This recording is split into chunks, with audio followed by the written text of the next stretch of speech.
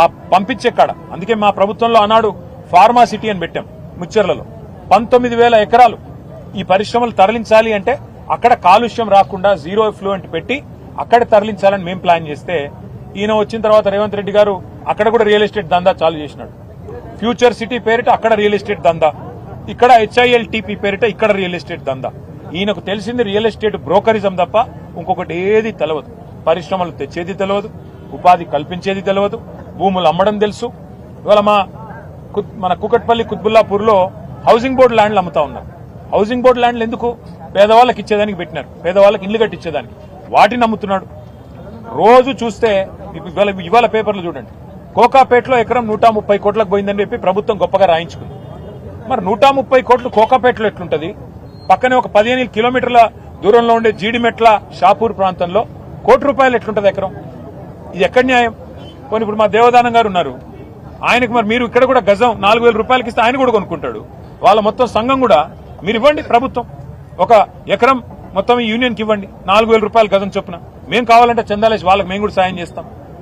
వాళ్ళకి ఇవ్వరు, కార్మిక సంఘాలకు ఇవ్వరు, పేద ప్రజలకు ఇవ్వరు. కానీ ఎవరికి ఇస్తారు?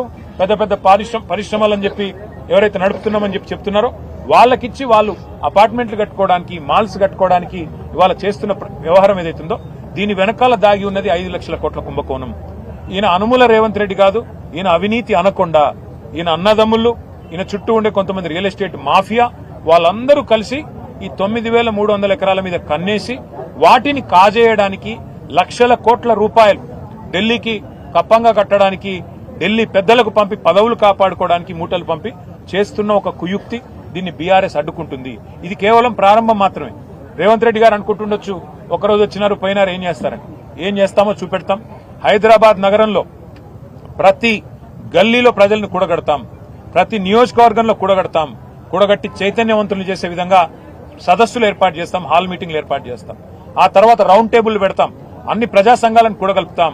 అవసరమైతే న్యాయ పోరాటం కూడా చేస్తాము. ఏ పరిస్థితుల్లో కూడా దీన్ని వదిలిపెట్టు. నేను మళ్లీ చెప్తా ఉన్నా పారిశ్రామికవేత్తలకి, 2 ఏళ్ల తర్వాత మళ్లీ వచ్చేది బీఆర్ఎస్ ప్రభుత్వమే. కేసీఆర్ గారు ముఖ్యమంత్రిగా మళ్లీ తిరిగి ఈ రాష్ట్రానికి రాబోతా ఉన్నారు. ఈ HILTP అనే అపసవ్య నిర్ణయం, ప్రజల సొమ్ము దోచే నిర్ణయం, దీన్ని ఖచ్చితంగా నిర్ద్వందంగా మీరు కూడా తిరస్కరించండి. ఎందుకంటే నడుస్తున్న పరిశ్రమను మూసేసి మీరెక్కడికో పోవాలి అంటే అక్కడ అవసరాలు లేకుండా, అక్కడ కనీస పరిస్థితులు లేకుండా మీరెక్కడ పోతారు? మీరు కనుక ఇప్పుడు ఈ భూమాయలో పడి వీటిని కొనుగోలు చేస్తే దీన్ని ఖచ్చితంగా సమీక్షించి రద్దు చేసి అవసరమైతే చట్టం తెస్తాం, చట్టం ద్వారా రద్దు చేస్తామని చెప్పి కూడా నేను పారిశ్రామికవేత్తలకు కూడా ముందే అప్రమత్తం చేస్తున్నా. నేను హెచ్చరించడం లేదు, అప్రమత్తం చేస్తున్నా. రేవంత్ రెడ్డి భూకుంభకోణంలో మీరు భాగస్వాములు అవుతే మీరు కూడా నష్టపోతారు. దయచేసి మీరు పెట్టిన డబ్బులు కూడా నష్టపోతారు. ఇటు పరిశ్రమ పోతుంది, అటు భూమి కూడా పోతుంది.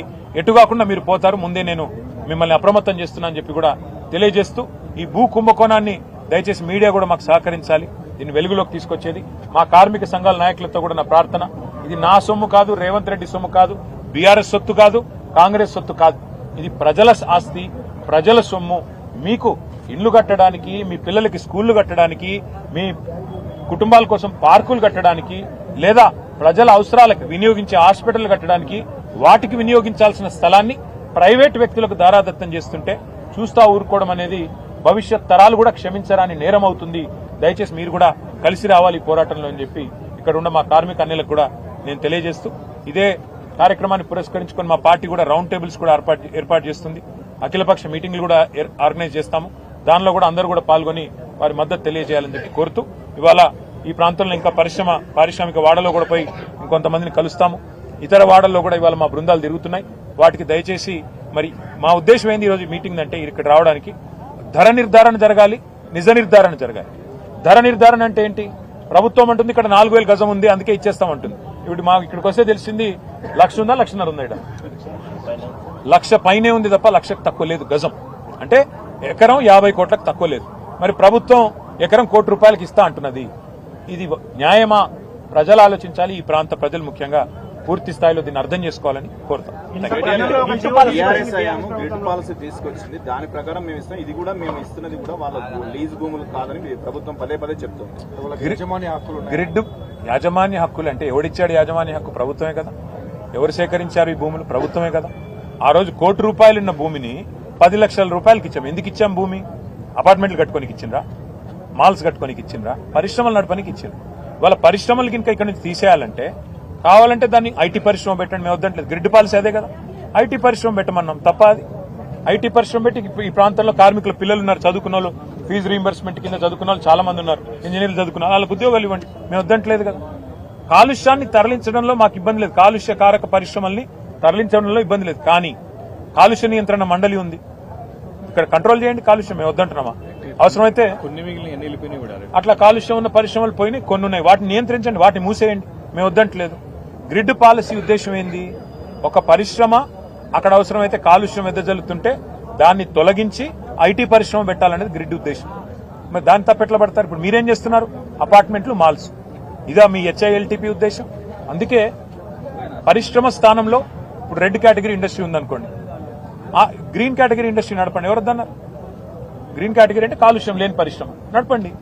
కార్మికుల పొట్టగొట్టిన వాళ్ళు గారు మీరు.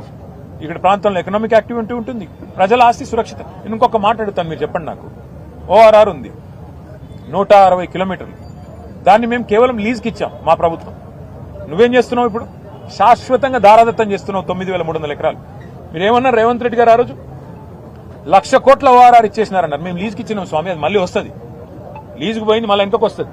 నువ్వేం చేస్తున్నావు? 5 లక్షల కోట్ల విలువ చేసే ఆస్తిని ప్రైవేట్ వాళ్ళకు శాశ్వతంగా రాసిస్తున్నావు. ఇప్పుడు మరి ఆ రోజు 1,00,000 కోట్ల ఓఆర్ఆర్ అని మాట్లాడి అది లీజుకి ఇస్తేనే గగ్గోలు పెట్టిన రేవంత్ రెడ్డి ఇలా 5 లక్షల కోట్ల భూములని ఎవడబ్బసొమ్మని శాశ్వతంగా రాసిస్తున్నాడు. ఎవడి ప్రయోజనాల కోసం రాసిస్తున్నాడు? కార్మికుల ప్రయోజనాలకా, పేదవాళ్ల ప్రయోజనాలకా, హైదరాబాద్ నగర ప్రజల ప్రయోజనాలకా? నేను మళ్లీ చెప్తున్నా, నిర్ద్వందంగా చెప్తున్నా, గుర్తుపెట్టుకోండి. మేం డిమాండ్ చేసేది ఈ ప్రభుత్వాన్ని 9,300 ఎకరాల్లో ఇందిరమ్మ ఇండ్లు కట్టండి, 9,300 ఎకరాల్లో పార్కులు కట్టండి, యంగ్ ఇండియా స్కూల్స్ అన్నారు కదా, ఒక్కొక్కటి 25 ఎకరాల్లో అంతర్జాతీయ ప్రమాణాలతో అవి కట్టండి. కాలనీ ప్రజలకు కూడా ఉపయోగపడే విధంగా, బస్తీ ప్రజలకు కూడా ఉపయోగపడే విధంగా, పిల్లల కోసం పచ్చదానాన్ని మరి కనిపించే విధంగా పార్కులు కట్టండి, హాస్టల్స్ కట్టండి, స్పోర్ట్స్ స్కూల్స్ కట్టండి, స్పోర్ట్స్ స్టేడియంలు కట్టండి. వీటికి మేము వ్యతిరేకం కాదు కదా. వాళ్ళు హైదరాబాద్ లో లక్షల మంది ప్రజలు మీ ప్రజాపాలన పేరిట దరఖాస్తులు పెట్టుకోమంటే లక్షల మంది ప్రజలు డబుల్ బెడ్రూమ్ ఇళ్ల కోసం, ఇందిరమ్మ ఇళ్ల కోసం దరఖాస్తు పెట్టుకున్నారు. 2 ఏళ్లలో మీరు ఒక ఇల్లు కట్టలేదు. కట్టండి. ఇక్కడ ఈ జాగాలు తీసుకొని కావాలంటే ఏదైతే ఫ్రీ జాగా ఉందో తీసుకొని కట్టి అదే కార్మికులకు ఇవ్వండి, మేము వద్దంటలేదు కదా. కనీసం కార్మికుడు నష్టపోతుంటే ఇళ్లన్నా ఇస్తే సంతృప్తి పడతాడు కదా. అవేవి కాదు, పారిశ్రామికవేత్తలకు దారాదత్తం చేస్తామంటే బరాబర్ కొట్లాడుతుంది, అందులో అనుమానం లేదు. ఇల్లు పాలసీపై బీఆర్ఎస్ దుష్ప్రచారం చేస్తుంది. 9,300 ఎకరాలని చెప్పి కేవలం 4,500 చేంజ్ ఎకరాలు మాత్రమే. సరే, వాళ్ళు అనుకున్నట్టు 4,700 అనుకుందాం. నేను అడుగుతా, అది ఎవడబ్బా సొమ్ము?